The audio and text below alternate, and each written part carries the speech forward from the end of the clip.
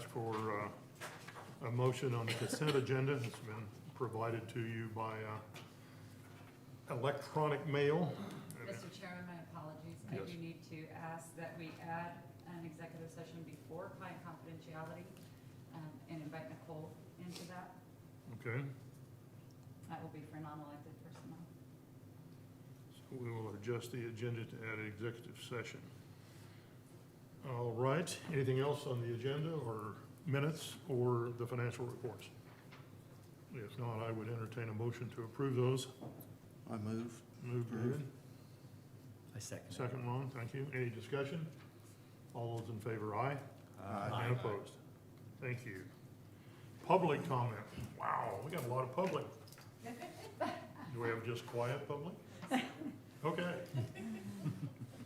Moving on then, Ms. Lana, your report, please. Good morning. Good morning.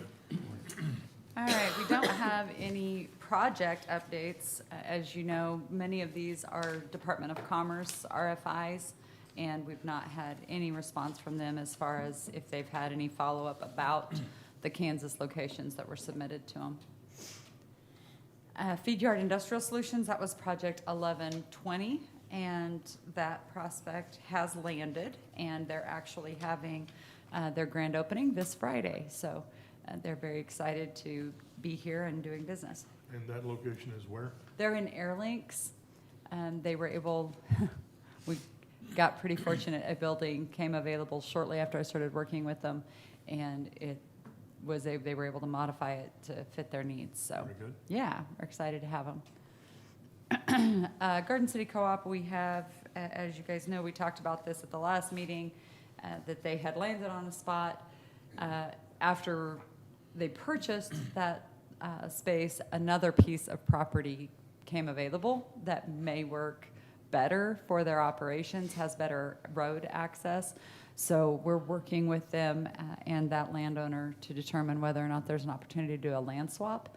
So we'll keep you posted on that. But right now, we've just kind of pulled back on the processing on that original parcel they were looking at while we determine if there's a better option for them. They had already purchased that other Yes, property, correct? they had, which is okay, again, because the landowner who has the parcel that is probably better would be interested in doing a swap, so it won't be any issue. Good deal. Yeah. Housing projects, we have been working quite a bit with Lost Rivers. They had some challenges with a couple of their contractors having their bonds set up properly. They didn't have any trouble getting bonded, but the city requires that they have a dual obligee clause on those bonds, and that was a real challenge for two of the bonding agencies. Just were not able to understand how to do that. So we've kind of held their hand through that process and worked with the Neighborhood Development Service Office and with the city's legal counsel to ensure that those bonds are properly dedicated. So hopefully we'll see Lost Rivers get to kick off.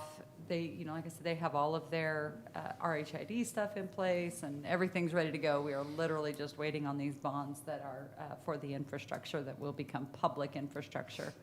So on Hunter's Glen, that housing project, things are moving forward there. This one is a USDA project, and I think I've told you, but Michael Snodgrass, who's developing this project, the USDA asked him actually to go ahead and apply immediately for the next round of funding to do the next half of the project. So we have a lot going on with him, and just trying to keep both sides moving forward at one time. But That's hopefully, the one north of the cemetery? Okay. Yep. And is there a relative idea of when he'll hear something from USDA or? Yeah, so yes, USDA is on board right now with everything he's doing on first phase.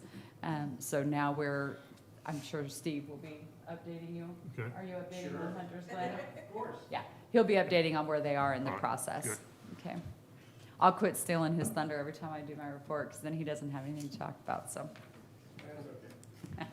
I just see him checking things off over there. Yeah, exactly. Never mind. Project Daytona, this is a mixed-use area.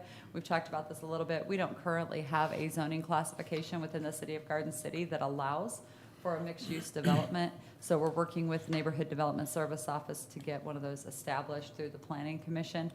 We've put together some information and a PowerPoint to help tell that story to the Planning Commission. So I should be presenting to them at their November meeting, and hopefully we'll be able to get this in place so that we can move forward with that development. And so your PowerPoint and stuff is this similar development in various communities of how they've done this and integrated it? Yeah, and the benefits of it, it really makes great use of small parcels of property because you typically are going to build up, but you get a little bit of everything. So you get some commercial, some retail, as well as some housing built in. So it creates a very nice walkable live, work, play in one neighborhood Okay, opportunity. So that's a lot of what we're going to discuss with them. good, thanks. Project Redwing continues to move forward. I know Steve's going to update you on this one, so I won't steal any of his thunder on that. Good morning, Sam. And outside of that, housing is a big challenge. Shannon's going to talk a little bit about the housing study and some of the things that we're working with the consultant with on that now. But hopefully we'll have a housing study that we can share with the community in short order. But there were some challenges with census data and estimating demand as far as whether that demand would be just within the city of Garden City or, if we could meet some of that demand by building in the unincorporated areas and or Holcomb. So Shannon will talk a little bit more about that. And outside of that, I did finish up Leadership Kansas. Thanks for bringing it up, Phil. It was a great program. It's a lot of time. I would tell you if you don't have a lot of time to commit to it, don't put yourself through it. It's a lot of work. And then we do have upcoming, we have a meeting in November with Wichita State University. I don't know if I have updated you guys on this previously, but one of the individuals who is in my Leadership Kansas class is a vice president at Wichita State, and she and I had some discussions about challenges we've had with our community college credits transferring to Wichita State, which obviously creates challenge for our students and makes it difficult for us to promote the idea of them going to Wichita State if we have concerns about their credits transferring. So she was unaware that was an issue, and then in following up found that it's an issue at Dodge City and at Liberal as well. So she's bringing the new president out to meet with us, and they'll meet with the other two community colleges while they're in the region as well. So I'm excited about that. We've invited Dr. Myers from Holcomb, as well as Dr. Carlin and his team, and Dr. Ruda, and we'll host that meeting at the college. So hopefully we can get some good discussions there. The medical school that I sent you guys the information on that is going to be sending us the third-year residents from their program is also working with Wichita State to try to create just a seamless program where a student could, start at Wichita State and go directly into their medical school. So it's going to be even more important for us to ensure that we have a program that allows our high school students to be taking community college credits that will also be usable when they transfer up. So timing was really good. And other than that, the office will be closed for Veterans Day, November 11th. So don't try to come see us that day. You, in your short update to us, you talked a little bit about your new position now that Leadership Kansas is over. Mm-hmm. You've been selected to work with the state on the SPARK funding, or not, ARPA funding. Right. They still call it the SPARK Task Force, but now they're working on the ARPA dollars, the American Recovery Plan dollars. Yes, I was asked to serve on the Economic Revitalization Committee for that group, which is very exciting. I'm not entirely sure yet just what that work will entail. They have told us to expect meetings several times over the next few months while we make decisions on where those funds should go. And then there's a possibility that those committees will be held over if there's additional funding that comes down to the states from the federal government. They've told us to be prepared to be on the task force through December of 2022. So we'll see how it goes. I think it would be good if somehow they could spend some of that $1 billion earlier rather than later. We would like them to invest those billions of dollars instead of just spending it, right? There's some great opportunities, I think, for our state, but certainly we need to be investing those dollars in sustainable solutions that will truly help grow our communities. So hopefully that work will be rewarding, and we'll see some positive things happen with it. The Future Fellows work is going well. That's the since I'm on all these different ones, it's probably good to tell you which one it is. So Future Fellows is the group that's dedicated to, through KU CPPR, dedicated to improving the lives of children and families in Kansas. And I had a follow-up call yesterday where they're kind of really digging into, as individuals, what we would like to see come forward in this final plan that we're going to be presenting to the legislature in May.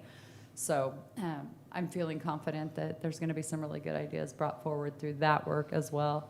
And the high school graduation task force is really getting into, the kind of drilling down into actual policy and looking at directly at the individual classes that we're requiring of our high school students to graduate. So I feel like we're making really good progress in that group as well. So Very good. thanks for I the have a time to question. do those. Yeah. On Wichita State, that you were talking about, how about other colleges? Or you haven't seen any other colleges not being able to take the? We don't really have that issue with any other Okay. in-state colleges, and which is one of the reasons it's always kind of stood out to us, right? KU, we don't have those issues. K-State, we have, of course, a lot of the 2+2 agreements in place. We just haven't had those challenges. Wichita State is really the one that we have the most difficulty with over time. So, thank you. Anything else for Lana? I'll stick around in case you have other questions. We might think of something Yeah, later. yeah. Okay, Nicole? Good morning. Good morning. As I mentioned last month, we've continued work on the freshman career fair at the high school, which is now being called Academy to Career Day. They changed the name this year. Registration is open for that, and the registration is available on our website. And also last week we had, I think, the third or fourth Industrial Machine Mechanic Advisory Board since its inception just a couple of years ago. But had the advisory board committee meeting last week at the college, and if you guys haven't gotten to meet the industrial maintenance instructor out there, he's amazing. He's got quite a long history, 30+ years in the industrial maintenance field. Came from ADM. He's just super sharp. What's his name? Good question, huh? Okay, it's all right. Remember? No. You wouldn't have asked me. I could have told you. All right. But he's great. He's Okay. awesome. It'll come to me and I'll tell you. Put me on the spot, and of course I can't remember it. It's okay. But with that program is tied the empirical, basically John Deere form that they've also incorporated. So that started in August. They have a total of 3 students in right now, which is a few less than what they wanted. I think they were shooting for 5, but they got 3. 2 of them are actual employed by Empirical right now. One of the other one actually didn't accept the employment with Empirical because he's not sure. He knows he wants to go into industrial maintenance, but he wanted to keep his options open. So I guess I have to respect that. But he is going through the program, just kind of learning his way through. He's not sure if he wants to go and do the certificate or if he wants to go ahead and get a associate's degree. So they've got 3 in that program right now, and they continue to do a mountain of customized trainings, especially for Tyson. So as we've always told the college, this was a program they needed, and I think that they've definitely taken that to heart, and they kept the program pretty full. As far as the advisory board, I know in the past, just because everyone is so bogged down with meetings and we're already short on people, but this really has great participation from employers. Tyson is on it. International Paper is on it. Empirical obviously has multiple seats on it. It was really great to see that many, DFA sits on it. So it was great to see that many area employers that are utilizing the program, that are actually giving the input as to what they're needing from these students. So great program. Corey French is his name. It just came to me. Good job. And I won't steal Shannon's thunder either, but just the update, we did get the chat draft back, and we do have some issues and some questions, so we're meeting with her at 11 today to go through some changes, but Shannon will talk more about that, so. Any other questions? On the industrial maintenance, does it fit within the Perkins type funding model? Most to where- definitely, yes. So it's not a detriment, it's No. not standing out here by itself? No, no. And then are the high schools being tied into this at all at this They point in will time? be, because, mostly because Empirical didn't really start this program until May, so they were a little behind the 8 ball on their recruitment for the program, and just some other logistic things, and everything with the state tends to take a little bit longer than we like it to, but that's just the reality of it. So they were a little behind on that. I think they've got plenty of interest in the programs. Because of that, they weren't able to get it into the high schools like they wanted to this year. So we're slated for fall of next year to really get that ramped up. But Empirical actually has an office in Garden City High School. Jenny Joaquin is their local recruiter.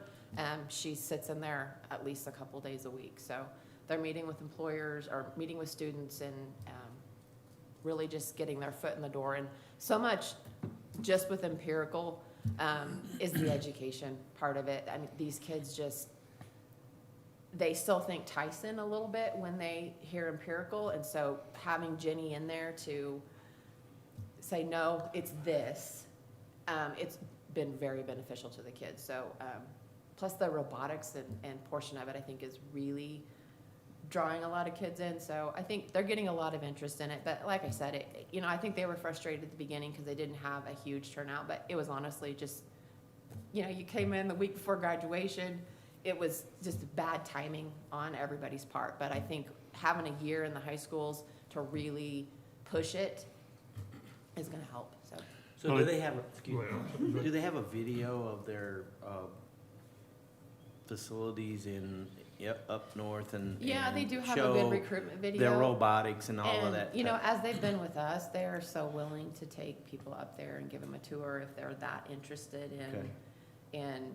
I think the 2 that they signed on this year have already been up there to Okay. tour over the summer. So, yeah, they're obviously very proud of their facility and Oh, yeah, they're, they should be. yeah, so. They spend a lot of money on it, so. It would appear with the success of the carpentry program, by getting the high school into that program, that, maybe that's a path that Right. can kind of start feeding this, because I think that's always been a part of our problem. When the community college creates something that's not fed from the high schools, it's a little more difficult. Well, and to on get the 'em carpentry started. side, they're already, they're looking at ways that they can get another instructor in there because, they've opened it up to Deerfield and they've, that program is just, I'm sure, blown everyone away at its success. But the same with the auto tech program. It's just, as Very soon as you good. get the high schools involved, it really does help, so. All right, anything else for Nicole? All right, Steve, if you have anything left to tell us that they haven't covered, Well, I jotted a few notes. okay. It's not as long as Shannon's Oh, okay. gross domestic product thing, but nobody can beat that. The Quinby Area Sewer Master Plan is underway. We had a kickoff meeting on October 8th, looking for the preliminary report December 10th, and a final by the end of January. So, at the kickoff meeting, we talked a lot about location of the treatment facility, if it's gonna be a lagoon or a package plant. And the county commissioner that was there, and public works staff, talked about possible locations for a lagoon facility, making it a little closer to a circle that the county owns just to the north of the Bruno pit. So, there might be some possibility to irrigate with the wastewater there and other things. So, good conversation at that meeting. So, quite happy that that's underway. I've got the certified sites documentation in the Quinby area out to our partners for some review. Haven't heard any negative things back, so had no positives either. So. We had 3 RFPs last month from KDOC, and they were all for monster buildings, 3 or 4 million square feet. And more people than live in 5 western Kansas counties. So we didn't respond. Project Redwing will officially be called the Western Kansas Corridor. And the engineering side is moving rapidly. The environmental assessment phase 1 study was completed, no adverse findings, which we're certainly glad that farmland for the last 100 years has no environmental impact on it. Surveying is completed, rezoning application and the preliminary plat should be filed in November for Planning Commission's review in December. Work on the TIF financing is gonna ramp up severely in the next week or two. Looking at running simultaneous processes through the county and the city. I think I told you last month that county governments are not authorized by any statute to do a TIF district, but the statutes that allow cities to do it say a city can do it in the county if the county agrees. So we're gonna try to hit the November 15th county commission meeting with the application and the petition to create the district, and then turn around the next day and hit the city commission. So probably a 6-month process working their way through all of that. We have a meeting with the developer Friday and conference call at the same time with their legal staff back in Kansas City, or his legal team back there. So. Yeah, Lana mentioned Hunter's Glen Phase 2. That's going to be 106 units, 5 duplexes and 24 fourplexes. So with Phase 1 and Phase 2, that's 190 units that should be in existence, hopefully by the end of 23-ish, maybe into 24. That'll leave around 100 units left, depending on what they finally decide on the mix of fourplexes and duplexes. Phase 2 kind of gets about halfway through the property. There's a stubby street that heads north and dies at the farmer's Finney County water users ditch, but provision is there to cross the ditch should a development occur north of the water users ditch up to the 2 pits along the bypass. So, great progress. Child care, we've got a meeting tomorrow with Rob Martin to reopen the East Garden Village facilities discussions. Some movement back in that regard. And a lot of your staff that sat in on the Zoom a couple of weeks ago with KDOT on the next 2 weeks of, or 2 years. Seems like 2 years. The next 2-year cycle of the IKE transportation program. That's Shannon's funds. Any questions for Any Steve? questions? Sound like you got a lot on the plate. Is there, in the Quimby area, is there any activity on the development side pending the wastewater, or is everything on a shelf until wastewater happens? It's pretty much on the shelf until wastewater happens, and then we've got to get the chat. So wastewater and then chat, and then maybe progress if both of those fall in line? Yeah. Okay. How long will it take to get the wastewater completed and done, and It should just they? depends, well, after the master plan, then we got the simple thing left to do after that is figure out who's gonna do it Okay, and how it's gonna get paid for. lots of discussions with county, whether it's gonna be sewer district number four, or they create sewer district and then there's contract operator. Agreements, yeah. Gotta find a better way to get revenue generated more timely and efficiently than having to send out an annual assessment like they do on the other sewer districts. Now, is something like that, can that be called infrastructure if one of these magical bills ever gets approved? Yeah, it is. That could cover a one-time It could, creation expense? yeah. Okay. So is there a maximum amount of money that they can contribute to that, or is it upon request and whatever they see Yeah, fit the to? ARPA funds can be used for water and wastewater infrastructure. That's one of the allowable uses. Okay. And they could use whatever amount they wanted to of their allocation to do that.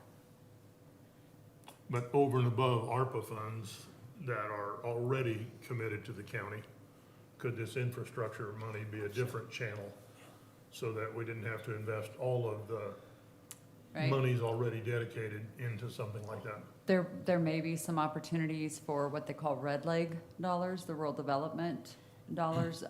Those are earmarked to be used for infrastructure projects.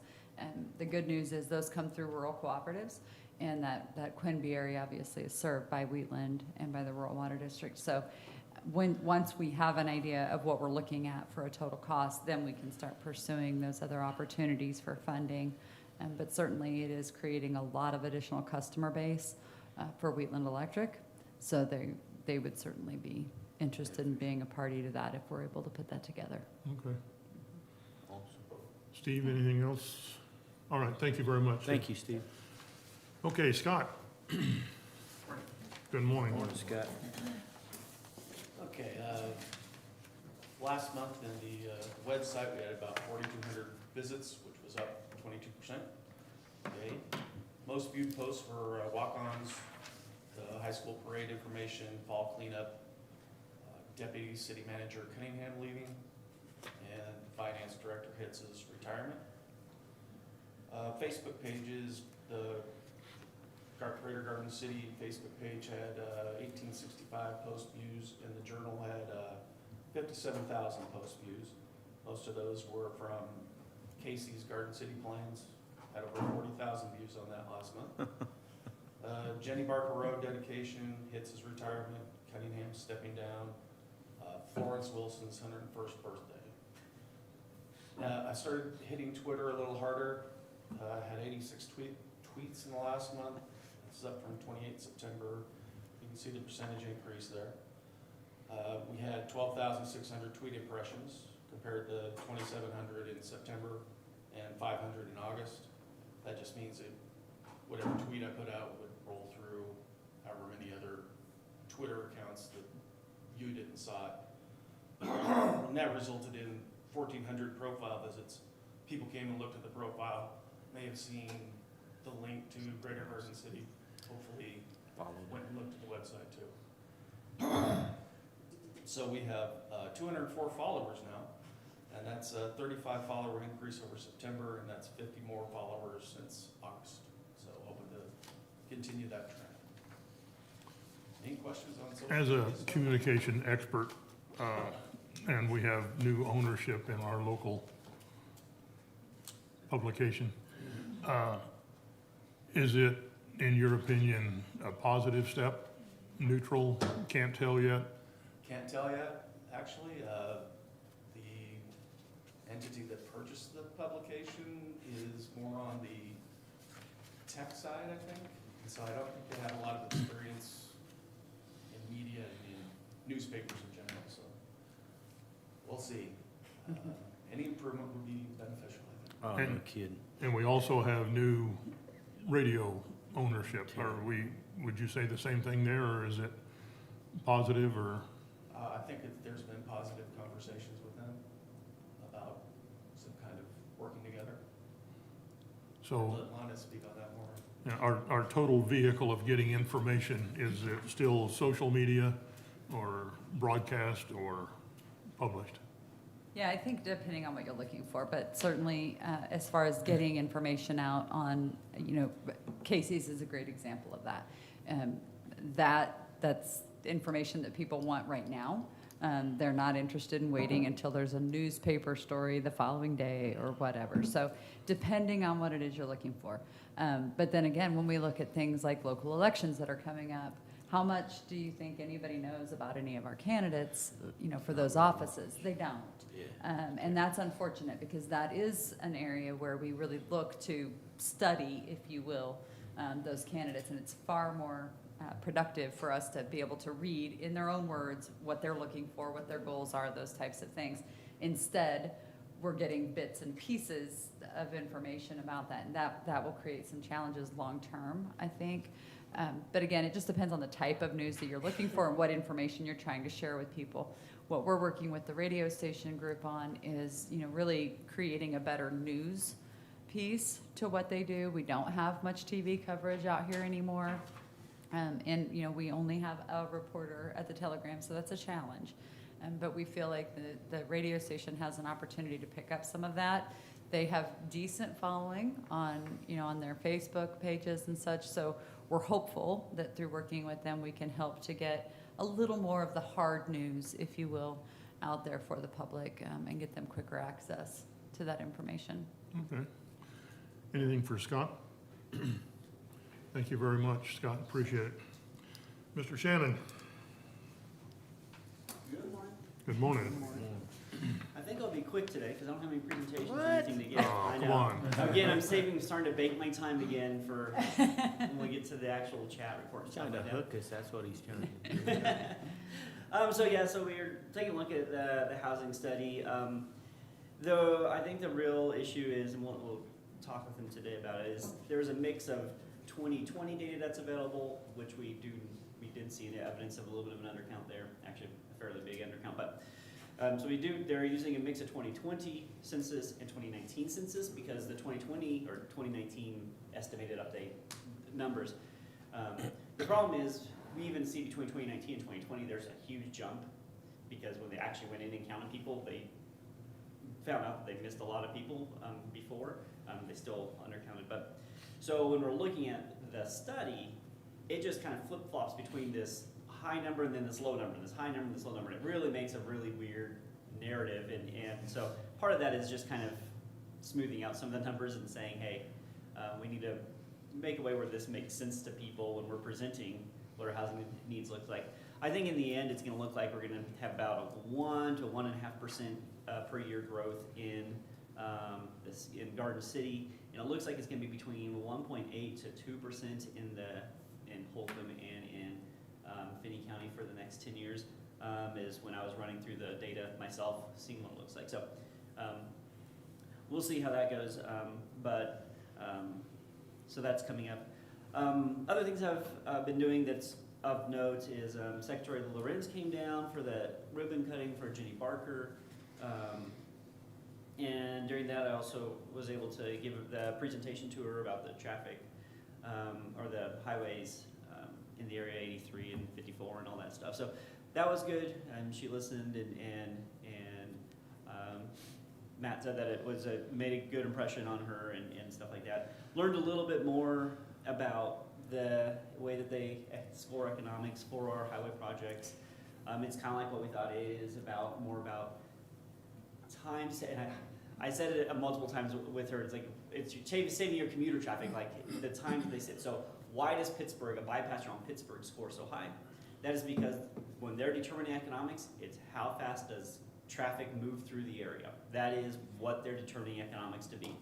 So when they build a bypass and cars or trucks don't have to sit through stoplights, that is them building economics for the state of Kansas. That's what they're measuring. It's not actually the production that's happening. So we did have a conversation about that, about what does economics mean for roadways and stuff like that, and I think we made a good progress on recognizing that in our production economy here, where we're reliant on shipping and trucking and all that stuff, there is a different measurement for what our impact to the economy is from highways and stuff like that. So that was good. It was good. I think we made good progress. We have some next steps and stuff like that. So that was good. Still working on the groundwater management district project that we have, the water project. That's actually been what I've been doing for a couple of days on that. And remember, that's just like doing the water study like we have for the city, where everybody, all the water users get what you're doing.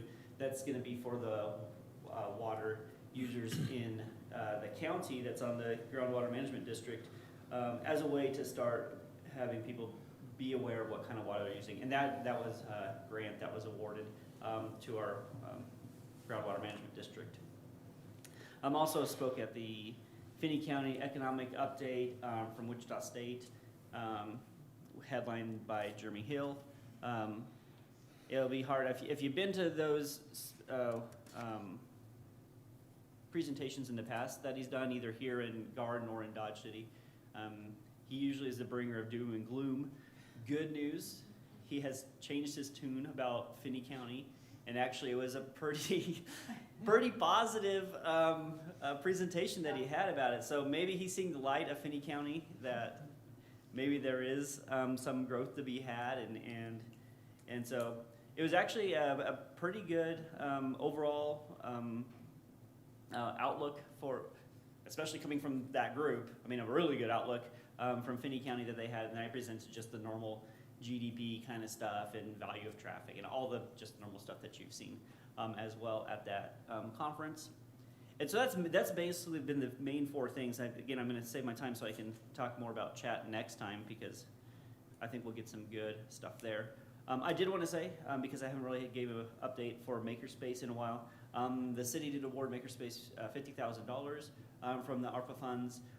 So that's already in the hands of the board, and that's going to just continue on. That will probably ensure that the Makerspace is funded for more than a year with the because remember the goal is to be membership funded, but while there's a gap, there's room to do that.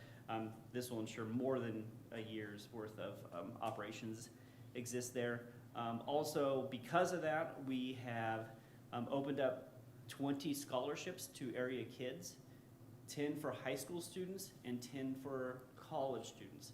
So if you know anybody who would like to join the Makerspace, it's in high school, Holcomb, or in Garden City Community or Garden City High School, we have 10 spots available for those high school students to join, and then 10 spots for college students. So you can let anybody that you would like to join, you can either talk to me, or at the high school, Yuri with the robotics is the point of contact there, or the SGA at the community college is managing those scholarships. So we were able to open that up and maybe make the Makerspace available to some people who might not necessarily be able to afford a $25 membership a month kind of thing. And then the last thing is we are actually going to be the home, the Makerspace is going to be the home for the high school VEX robotics program and junior high. So we were able to get one, so VEX is the robotics that our elementary school and middle, or intermediate schools have been participating in, and Garden City has sent the only teams from Kansas for the last 3 years to Worlds. So we've swept our Kansas competitions in the VEX robotics for the last 3 years in Kansas. We're now getting, there's a high school version of that, and we were able to get the high school and the junior high to be able to get one kit. It's all gonna be at the Makerspace, and we're gonna be doing the robotics there as well. So that's enough there. So I mean, it used to be I would kind of give updates on Makerspace, and I haven't been doing that for a while, and I figured there's lots of stuff going on, so just. Those scholarships, are they for high school and college students, or not elementary, No. junior high age And- children and- because And of? that's because these are memberships, and if Okay. you're under 15, you can't become a member Gotcha. of the Makerspace because of liability. Your parents can be a member, and then you can participate in some of those things if you're under 15. But these people, these high schoolers that would have to be 15 or above, or community college, would be full members that would Sure. have a key card that actually could get in and work on the projects when they need to work on it and stuff like that. Okay. Are you seeing some growth in your membership? Yeah, we're seeing about, I would say about a 5% growth in members each month, Okay. which is pretty good. It's one of those things that you just, like the media thing, where you're just, we've had regularly, I'd say more than one person a month, stop by and say, I just heard about this is amazing, where do I sign up? And it's just like, we just need people to know about it, and there's no, besides social media, but there's a lot of people that just aren't on social media, and these aren't older people, these are people my age, young people that just aren't on Facebook, and there's just no way to get the information out. So a lot of it is still just letting people know.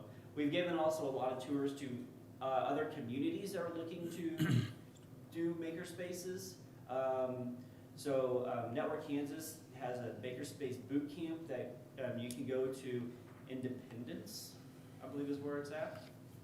But the way that makerspace is set up through a community college and through a bunch of large grants is a lot different than the way we set up the one here, where it's kind of, we're just doing our thing. We don't have any large grants. We're just pulling the community together and getting it going. So we've actually had a lot of communities come and tour and ask how we set up all the different things and what's our bylaws look like and how did we get our equipment and all these things. So it's been good.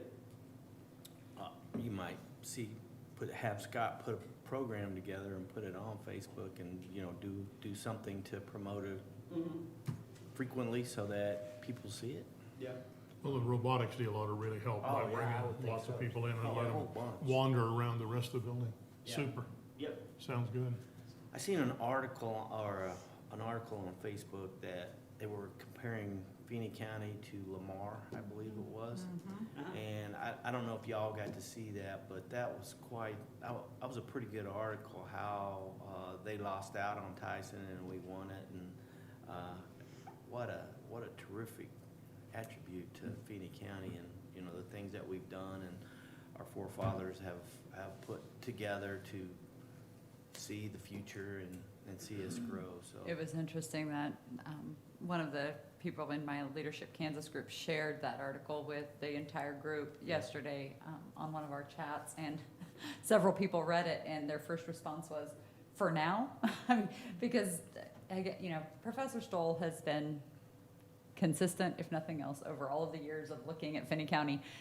He really, since 1985, when he started looking at us, has been saying, it's working for now. Again, kind of the doom and gloom of how long can we hold it together, if you will. But it was interesting to see, because all of those Leadership Kansas folks had visited Garden City, most of them for their first time during this program. So their responses were really, really telling, I think, about how our community impacts others when they come and see how we live here. So it was pretty cool. I don't, in the background, they don't know the things that the city of Garden City and Phoenix County have done to save our water and make sure that we got the water rights for the future and those types of things. They have no clue. Well, and even when we tell Yes. them, they don't hear us as much as we might They like to don't be pay heard. attention to that kind of stuff. Yeah, It's just, they look at the end in mind, I think, so. yeah. Anything else for Shannon? Thank you, Shannon. Look forward to job, next Shannon. month on that Yeah. chat. Any new business other than the two items we have here? Our next month's meeting, being on Wednesday, is the Wednesday of Thanksgiving week. If people are gonna be in town and works in your schedule, it would be great to leave that meeting on that date. If we can't get a quorum and need to move on, how about staff, first of all? Let's start there. You're set? We Okay. don't go anywhere. Thanks for asking. Well, you don't have time. Nobody needs us anywhere else. I understand, you're awfully busy. Yeah. So unless there's a compelling reason, I think we ought to leave it alone. December Everybody's good? now starts getting a little bit different. We're getting Saturday, Christmas this year, I believe. Yes. And if perhaps we could move that one forward a week. We're scheduled on the 22nd, something like that. Yes. Yes, that's correct. So if we move that forward to the 15th, there's not normally a lot of business at that point in time, but if we could get that one moved, Does that work? Okay, I probably won't make the meeting, but. that's all right, you can zoom Okay. off out of your camper or something. Okay. And then on an annual meeting, traditionally that is in January. If we could have it in our normal January time slot, other than maybe the meeting time that Wednesday, you know, depending on whether the facility's available. Okay. Request in early, we may get it. Well, it's somewhat early, but we don't know what their schedules are out there. But that certainly works as a very, very good meeting spot.